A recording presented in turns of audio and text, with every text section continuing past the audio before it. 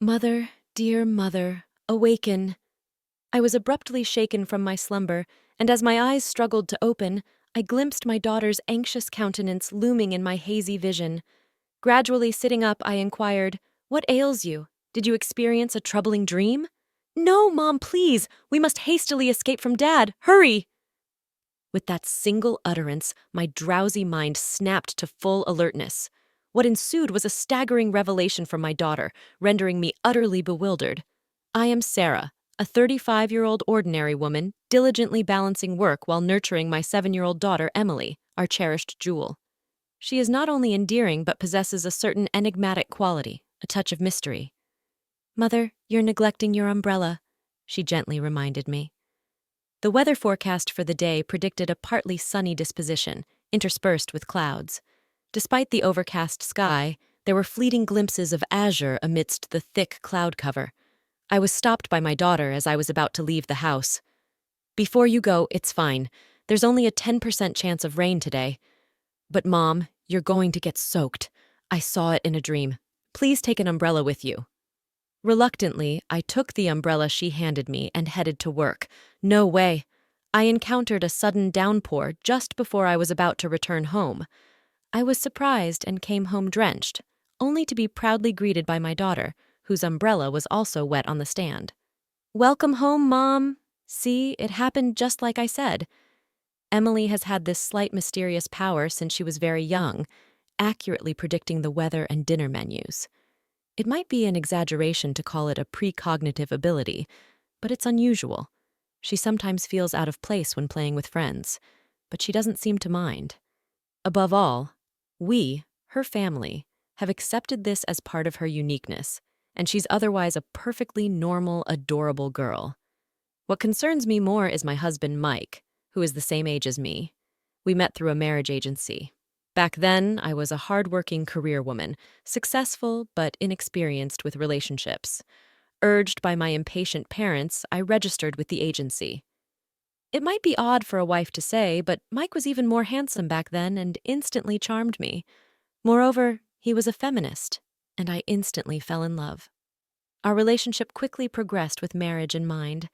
My husband and I have been married for 10 years this year. He always comes home late these days. Emily is only 7 years old and she still requires a lot of care. Juggling her care, household chores, and work without Mike's help has been overwhelming. Everything costs money these days, and we need to save as much as we can for Emily's sake. "You never know what might happen, so I'm working hard." That's what he said when I asked him about it. I can't argue with him when he says it's for Emily's sake. I've been overwhelmed with work, household chores, and solo parenting. Then one day, Mike came home early, looking extremely tense. Sensing the mood, I sent Emily away before asking, "What's wrong? Did something happen?" "Actually, I want to quit my job." "What?" It was completely unexpected. After putting Emily to bed, we talked, and it turned out he's been struggling with workplace relationships and no longer finds his job fulfilling, making it a pain to go to work. "Don't blame me, I just can't take it anymore. Once things settle down, I'll find another job right away. Until then, I'll take care of everything at home." I didn't want him to quit, but forcing him could lead to worse outcomes. "I see, all right." Reluctantly, I agreed to his request. Before long, I got serious about my job, and my husband became a stay-at-home dad. His way of doing household chores and cooking was, to put it mildly, a bit sloppy compared to when I did them. What particularly bothered me was the meals. I came home around 9 o'clock at night when my daughter went to bed and ate my husband's homemade food. But there was a lot of fried food, and the seasoning was surprisingly strong, so I always needed water. The first time I ate it, I couldn't help but confront him. "What is this? You didn't feed the same thing to our daughter, did you?" No, I made sure to prepare something with lighter flavors for the kid, and I kept the portions appropriate. I thought you'd appreciate something with a bit more flavor after a long day." "Too much fried food, not enough vegetables, and the soup barely tastes like anything. I'd be fine with a lighter seasoning for kids, and I wish you'd pay more attention to balancing the meals." Despite my repeated comments, the seasoning and menu hardly changed. If I tried to leave anything uneaten, he'd say, "I'll save it for our daughter to eat tomorrow. That's a joke. I'd rather eat it myself than let our daughter have it."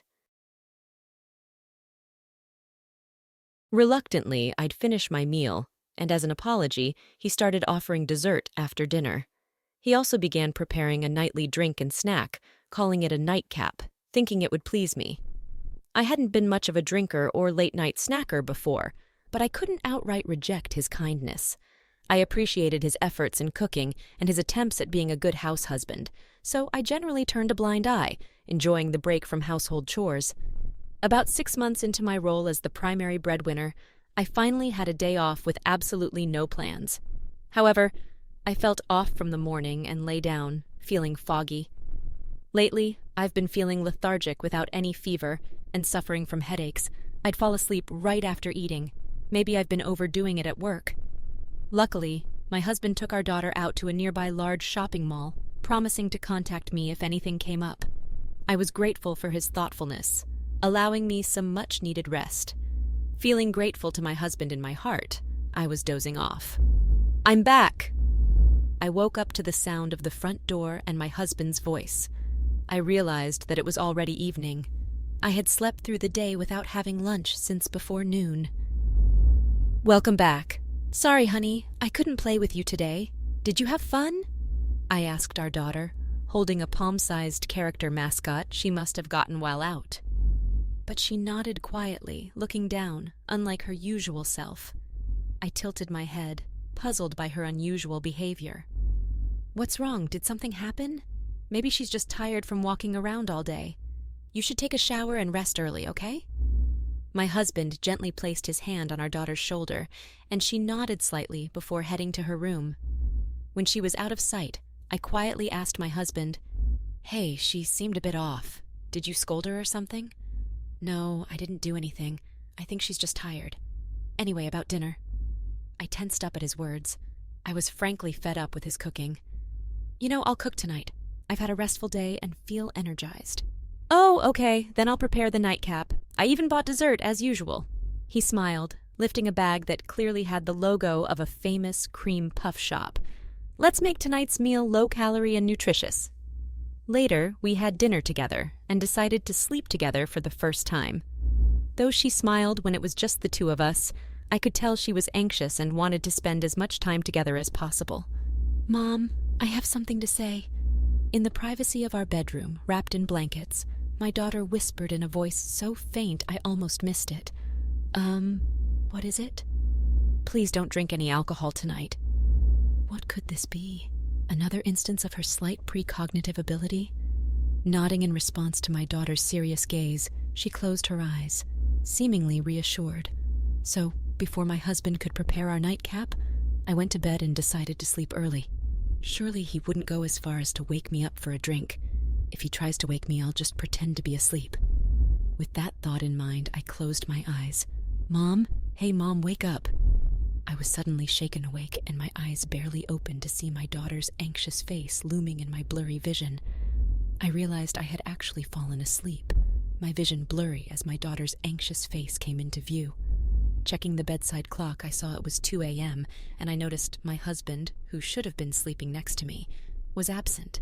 Maybe he went to the bathroom. Slowly sitting up, I asked her, "What's wrong? Did you have a nightmare?"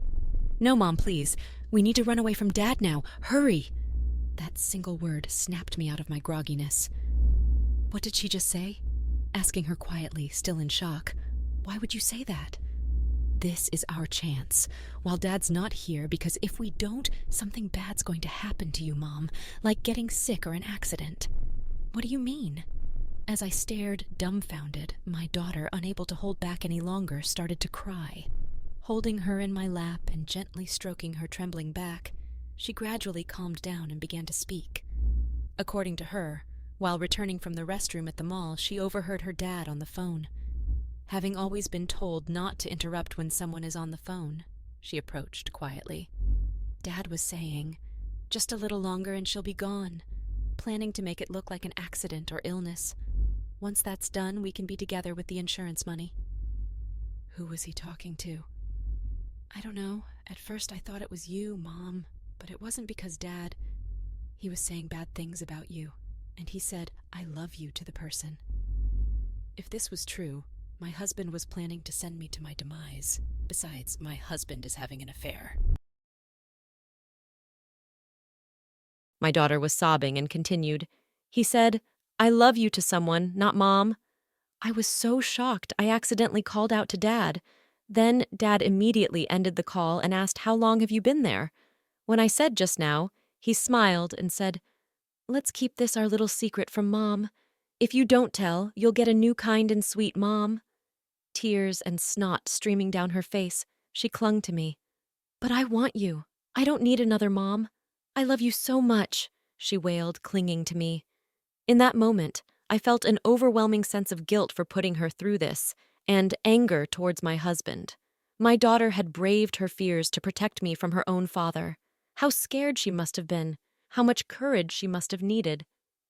Afterwards, holding my daughter, we went downstairs to the entrance.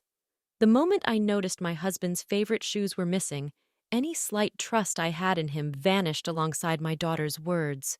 According to her, this wasn't the first time he had left in the middle of the night. She had seen him leave several times when going to the bathroom. How had I never noticed before?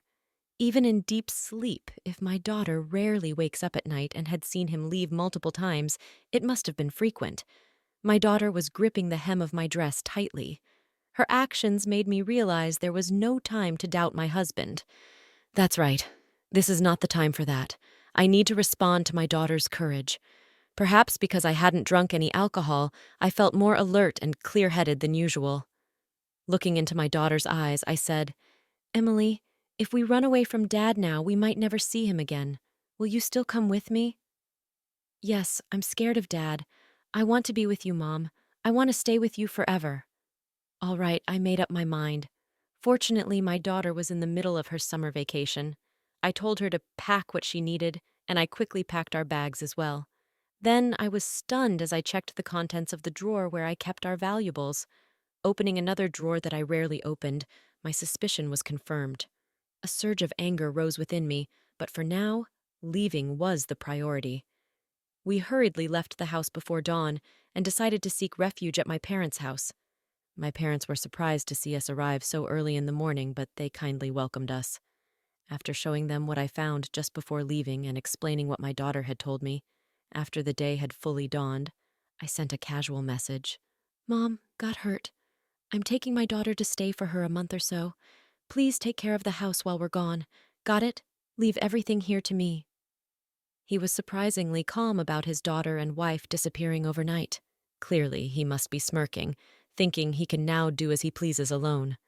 I'll lay low for now, but I won't let this go for my daughter's sake. As soon as we arrived at my parents' house, my daughter, still with tear stains on her cheeks, fell asleep. Looking at her sleeping face, I made a certain phone call. About a month after taking refuge at my parents' house, I decided to return home, leaving my daughter with my mom. I entered the living room after unlocking the door, my smartphone in my chest pocket.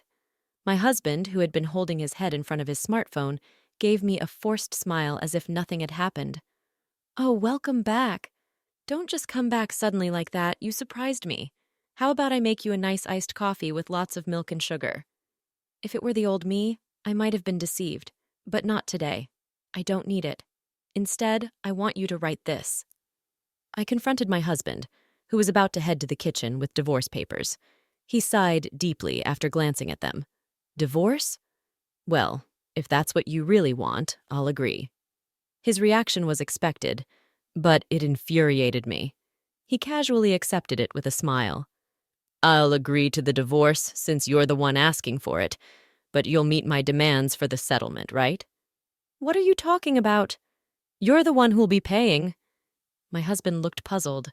He shook his head unwillingly, with a forced smile. "Come on. I've been supporting you in my way, and now you're handing me divorce papers unilaterally. A good husband, the kind that skips work for affairs and plans to put his wife in danger." "What are you talking about?" I couldn't help but snort at his dumbfounded face. I pulled out a small bottle filled with pills from a drawer I hardly use and showed it to him. The label read, "For stubborn insomnia, 1 pill for a good night's sleep." That's it. I bought it because I couldn't sleep well. It's obvious if you look at it. The amount hasn't decreased since I left. I opened and took pictures of everything before I left. Want me to compare? Don't talk nonsense. Besides, where's the proof that I gave those to you? Everything you've been doing with your mistress, I know all about it. I returned to my seat with the bottle in hand, pulling an envelope from my bag and spilling its contents. My husband froze in shock. No wonder those were printouts of messages he had sent to his mistress. It said things like, "I'm skipping work to see you. Wait for me. I quit my job so we can talk more. Love you. I got something that'll make sure she won't wake up. I can visit you during that. Think we can be together soon. Wait for me, my princess." He sent this kind of message every lie about working late, and his plans to make my demise look like an accident or illness were detailed. Thinking back, the meals he prepared for me were high in salt, fat, and even sugary desserts. It's no wonder my health declined. Plus, he probably tampered with my drinks while I took a shower. I didn't drink often, so I didn't notice. But when I drank the same thing at my parents' house, the difference in taste was shocking and confirmed my suspicions. I started feeling unusually tired after beginning to eat your meals. I never felt refreshed despite falling asleep quickly. No wonder with alcohol and these pills, mixing them is the worst. Imagine what could have happened. My husband's face turned pale as his eyes darted around. That's how come you have this stuff. Don't tell me you snooped through my phone. That's a violation of privacy. No, I got it from her, your mistress. I flipped over a second envelope to show him, and his face went white. No wonder the scattered photos showed him getting cozy with a young woman right after returning to my parents' house. Believing my daughter's words, I contacted a private investigator to track my husband's movements. He probably never imagined I'd doubt him. Not even 3 days after we left, he was bringing his mistress into our house, living as if they were newlyweds. It was easy to find out about his mistress's background, from her real name to her workplace. A few days ago, I negotiated with your mistress. I showed her the photos and said, if she provided testimony and evidence favorable to us, I'd reduce the compensation fee. She handed over her phone and said, "Do whatever you want with it." My husband was flipping between his phone and the photos. He muttered things like, "So, that's why, and she betrayed me." I tapped the divorce papers laid out on the table. Now, on to the main issue. With all this evidence, I could go to the police, but I don't want the father of my child to have a criminal record. So, what then?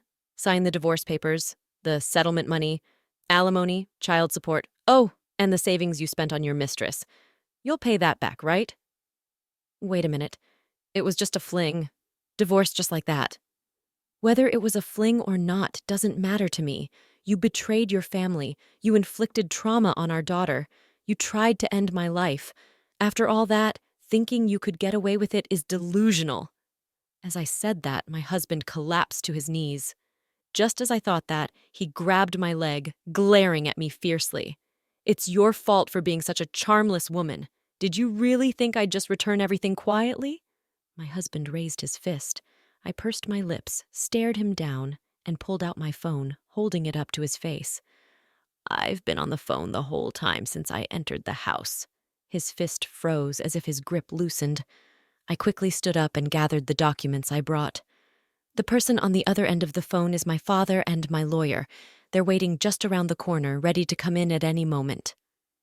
No, that's not it. It's different. I've been recording all as well, so I'll use it as evidence. From now on, we'll communicate through my lawyer. My husband, lost for words, slumped down as I left the house with my belongings. I got into the car where my father and the lawyer were waiting, and then called my mother, who was looking after my daughter. My daughter cheerfully greeted me on the phone. "Mom, did you finish talking with Dad?" "Yay, Emily. I'm sorry, I talked to him, but it turns out we can't live with your dad anymore." Her reply was silence. Guilt for taking her father away from my little daughter hit me. Me, even though I had resolved myself. "Sorry, Emily." "Well, Mom, it's okay. I understand. I'll be here for you." Her words enveloped me softly, making the back of my nose tingle. Tears welled up, and my father beside me offered support. Later, we got divorced. The apartment we lived in was sold due to the division of assets, and I returned to my parents' house. My ex-husband, jobless and unable to afford a lawyer, couldn't pay the agreed amount and ended up begging his parents for help. His parents were furious with him. My in-laws paid a compensation and other expenses he owed me in full as an apology. Afterward, He tried to cling to his mistress, who quickly discarded him. Unable to find a decent job, he now leads a difficult life filled with odd jobs, as I heard from my in-laws. Meanwhile, I began a new life with my parents and daughter at their home. Emily stopped making her mysterious comments after moving, but made good friends at her new school and seems happy every day. We might face many challenges ahead, but I swear on my now empty ring finger to raise my daughter well and ensure her happiness.